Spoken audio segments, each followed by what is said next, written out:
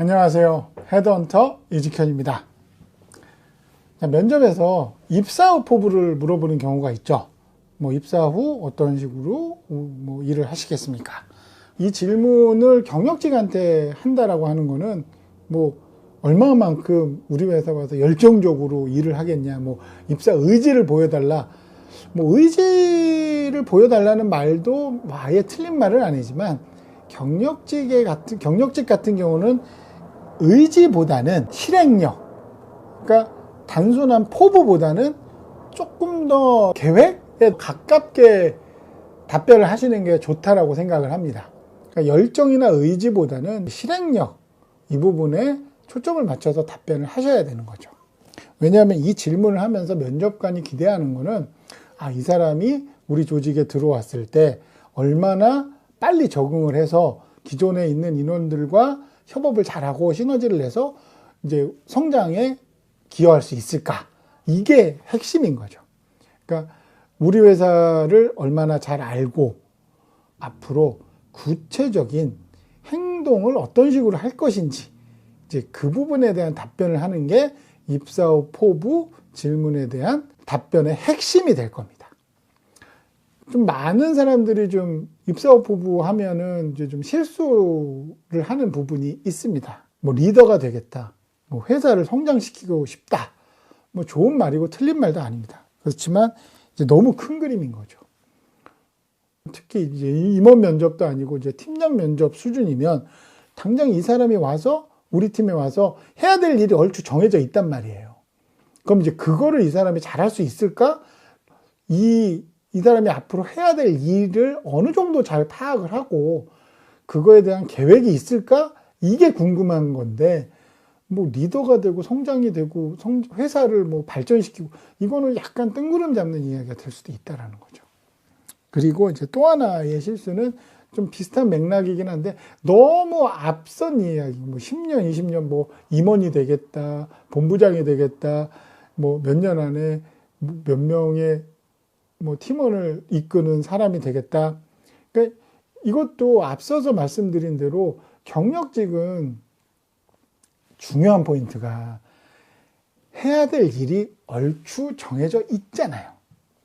그리고 그 일에 맞는 어느 정도 경력, 연수도 맞춰서 면접을 본단 말이에요. 그렇기 때문에 입사 후 포부에 대해서 너무 이렇게 좀 먼 미래를 보는 듯한 답변은 그렇게 바람직한 편은 아닙니다. 차라리 단기로 보는 게 맞는 거죠. 3개월, 6개월, 1년 이런 식으로 답변을 해야 좀 더 구체적이고 내가 이 회사에 가서 어떻게 일을 하겠다라는 지원자의 이제 플랜이 확실하게 드러날 수가 있을 겁니다. 자, 이렇게 입사 후 포부를 그러면 어떤 식으로 구조를 만들어서 답변을 하면 경쟁력을 갖출 수 있을까요? 그러니까 첫 번째는 이제 대부분 많이들 쓰는 방법이 단기, 중기, 장기 이런 식으로 나눠서 이야기를 하는 거죠. 그러니까 단기적으로는 이제 조직을 적응을 하고 이제 프로세스가 어떻게 되고 데이터나 의사결정 구조가 어떤 식으로 이루어지는지 파악을 하는 거. 그리고 이제 중기는 그러한 상황을 어떤 식으로 개선을 할 건지. 그러니까 내가 맡은 이제 영역의 업무 효율이나 KPI를 개선한다. 그리고 이제 장기적으로는 팀 단위에도 조직 단위로 내가 일할 수 있는 업무 영역을 확장하겠다. 이런 식으로 기간을 나눠서 이야기하는 게 좋은 거죠. 그러니까 예를 들어서 입사 초기에는 회사의 전략 체계와 보고 흐름을 파악해서 의사결정 속도를 높이는 구조를 익히겠습니다. 이후 1년 내에 신규 사업 검토 프로세스를 정비해 실행 효율을 높이겠습니다. 그러니까 신입사원들이 이야기하는 것과는 확실히 좀 결이 다르죠. 상당히 이제 구체적인 내용이 많이 들어가야 되는 겁니다. 이제 또 하나 좀 실제 면접에서 합격한 사례를 보면 영업기획 쪽 경력자입니다. 7년 차 정도 되고요. 자, 입사 후 6개월 동안은 거래 구조와 내부 프로세스를 분석해 병목 구간을 파악하고 개선안을 제시하겠습니다. 이후 1년 차에는 주요 거래처의 매출 변동 데이터를 기반으로 프로모션 ROI를 관리해 안정적인 매출 기여를 목표로 하겠습니다. 자, 적응하기 위해서 학습을 하고 그 내용을 분석을 하고 개선을 한 다음에 기여하겠다. 요 단계가 가장 중요한 거죠. 학습, 분석, 개선, 기여. 네 단계를 잘 기억을 하셔야 됩니다. 자, 이번에 그럼 재무회계 쪽을 한번 보죠. 입사 초기에는 회사 ERP 구조와 회계 기준을 빠르게 파악해 월 마감 프로세스의 정확도를 높이겠습니다. 6개월 내에는 부서별 비용 데이터를 정리해 손익 분석 체계를 표준화하겠습니다. 이후 1년 차에는 분기별 예산 집행률을 모니터링하고 재무팀의 리포팅 속도를 개선해 경영진의 의사결정에 도움이 되는 자료를 제공하겠습니다. 실제 업무에서 사용하는 단어들이 굉장히 많이 쓰였죠. 그리고 단순하게 숫자를 처리하는 게 아니라 재무정보로 경영진의 판단을 돕는 사람, 확실히 직무에 대한 역할을 잘 파악하고 있다고 볼 수 있습니다. 그리고 이제 마지막으로 이제 기구 설계 엔지니어를 보죠. 휴대폰 카메라 구동계 부품을 설계했던 6년차 이제 엔지니어의 사례입니다. 그러니까 이분이 다녔던 회사는 휴대폰 카메라의 정밀 구동 부품을 개발하는 회사였어요. 그래서 입사 후 3개월간은 귀사의 제품 라인업과 VCM 구조를 충분히 이해하고 기존 모델의 설계 변경 이력과 불량 원인을 분석하겠습니다. 이후 6개월 내에는 제품 ER 라인에서 발생한 이슈 데이터를 기반으로 수율 개선을 위한 피드백 루프를 정비하겠습니다.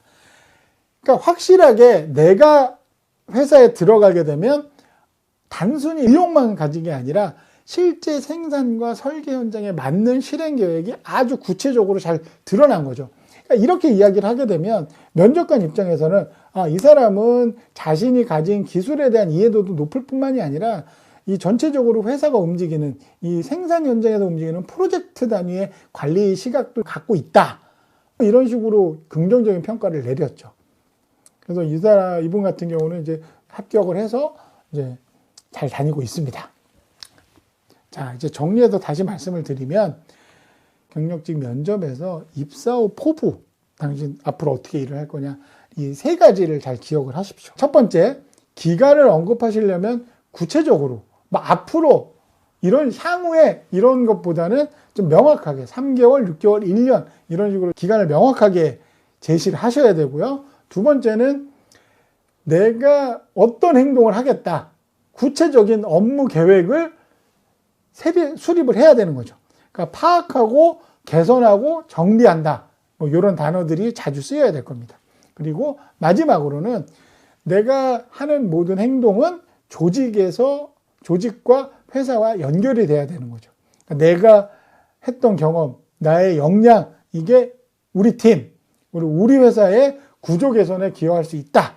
이런 식으로 세 가지를 잘 기억을 해서 이제 각자의 직무에 맞게 스토리를 쓰시면 단순한 포부가 실질적인 업무 계획으로 바뀔 수가 있다는 거죠.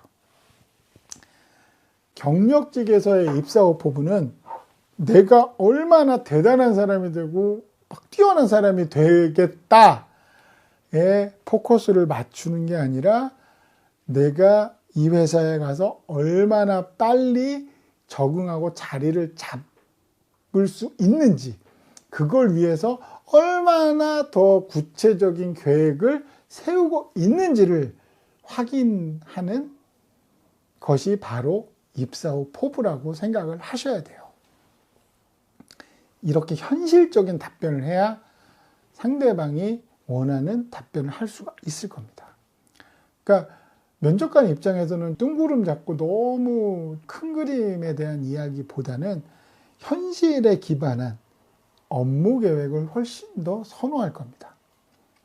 그러니까 다시 말씀드리지만 입사 후 포부는 꿈이나 비전이나 정말 나의 원대한 희망보다는 현실적인 업무 계획 입사 후 포부에 가깝다고 보시는 게 맞습니다.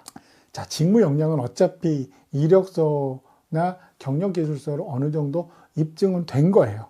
그러면 면접에서는 내가 이 회사 안에서 어떤 방식으로 적응하고 기여할지 그 부분에 대한 현실적인 계획을 설명을 하는 게 바로 입사 후 포부가 될 겁니다.